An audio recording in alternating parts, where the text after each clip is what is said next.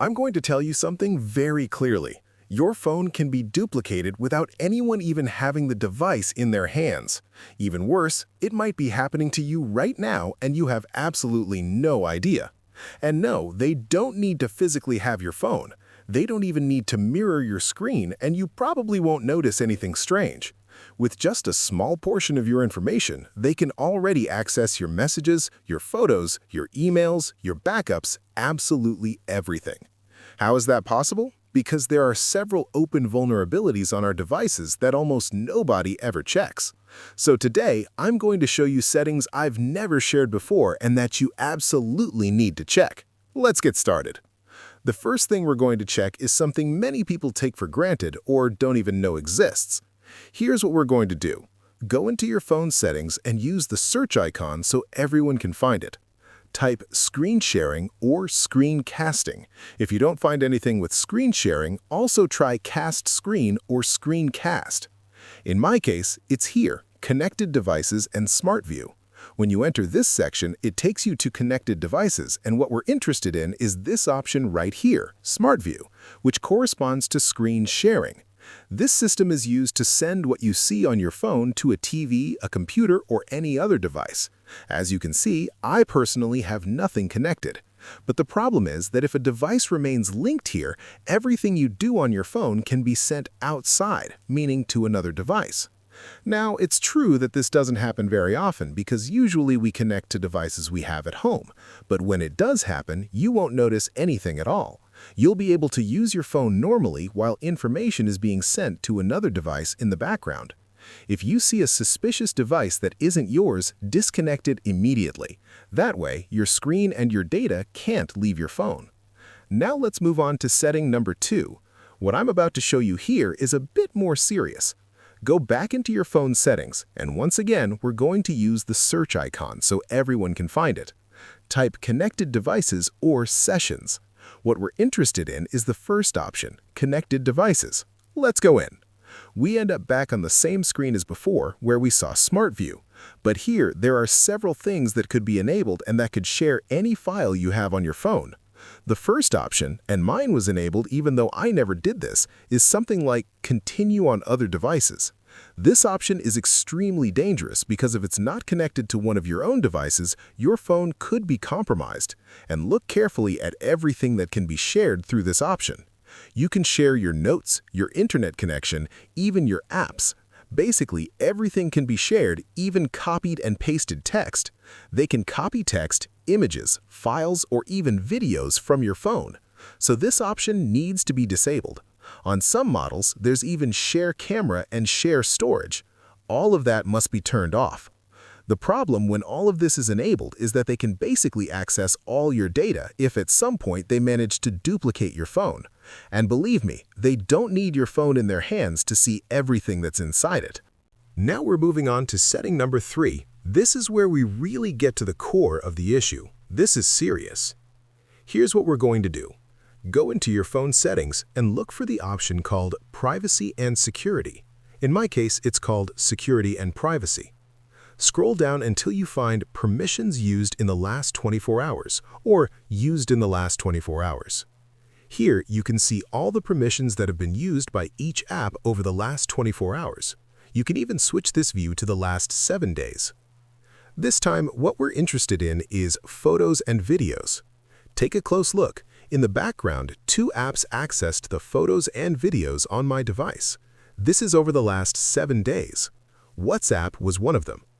In this specific case, for example, with the WhatsApp app, I don't want it to have permission to access my photos and videos, so I'm going to set it to Don't Allow. That way it won't run in the background or access my photos or videos anymore. But that's not all. Pay attention. If you tap the 3 dots and select Show System Apps, you'll see that many more apps appear. For example, Google Play Services. Unfortunately, this one can't be disabled. It will always be active whether we like it or not, because it's part of how Android works and is required for the system. But if you see an app that you never approved, select the app and tap Don't Allow. If you're unsure or if you think something might stop working properly on your phone, you can choose Allow Limited Access. This way, you make sure the app doesn't have full freedom. Don't worry, it won't break any apps, it just prevents unnecessary access. Now let's move on to setting number 4. Quick but important pause. What I'm showing you here is only part of the problem. I've put together the most common online scams explained in simple terms in a free ebook. The link is right in the description and to your email, and you'll receive it instantly.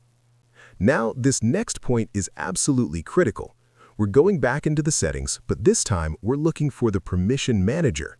Just type manager in the search bar and it will take you straight to the permission managers. Take a good look. Here you have the permission manager for the camera, contacts, microphone, and also location. The mistake 99.9% of people make is leaving all these permissions set to allow all the time. That means an app can access it even when you're not using it at all. So we're going to go into the permissions we don't want being used in the background. For example, we'll tap on Camera and review the apps. If we find apps with the permission set to Always, we're going to remove that permission. We'll do the same with the microphone and, of course, Location. In my case, I have this app that's allowed all the time, and honestly, I don't want it to have access to my precise location or be allowed constantly. So I'll set it to Ask Every Time or Don't Allow. And of course, we have the star of the show, Google. In this case, I always disable it, but it automatically reactivates after every update. Just to be clear, I'm not talking about Google Maps, but the Google app itself. It doesn't need to know our location, so we're going to set it to Don't Allow. And if you're curious and want to see all the permissions Google has, tap See All Permissions. You'll be shocked. It has access to the calendar, camera, contacts, nearby devices, photos and videos, activity logs. Basically, it has access to absolutely everything. For example, for photos and videos, I'll tell it I don't want to allow access. I tap Don't Allow, and that's it. By doing this, we prevent screenshots, recordings, and background usage that are absolutely unnecessary. Now we're moving on to setting number 5. Another setting that almost nobody ever touches is backups. So we're going to do something that very few people ever check. Go to your phone's settings, and this time look for Accounts and Backup. We'll go straight there using the search bar. Look, when you type Backup, the first result that appears at the top is Accounts and Backup. That's where you need to go.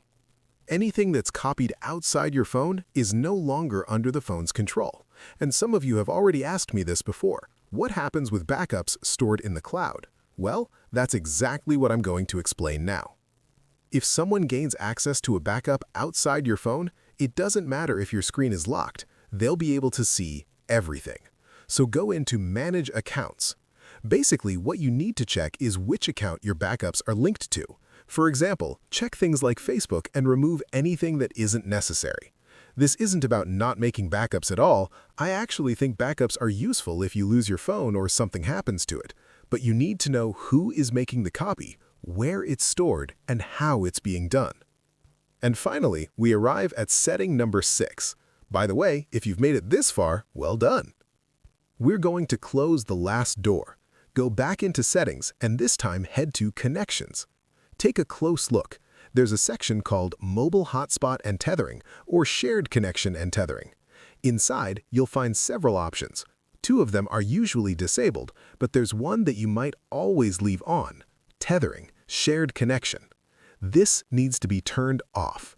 Even though sharing a connection usually requires a password or QR code, someone who knows what they're doing can disable that password or even retrieve it. If you followed everything up to this point, your phone is already much more secure. But the real danger is invisible scams, fake emails, fake text messages, fake apps, fake tech support. That's why I created a free ebook called The Most Common Online Scams Explained Simply.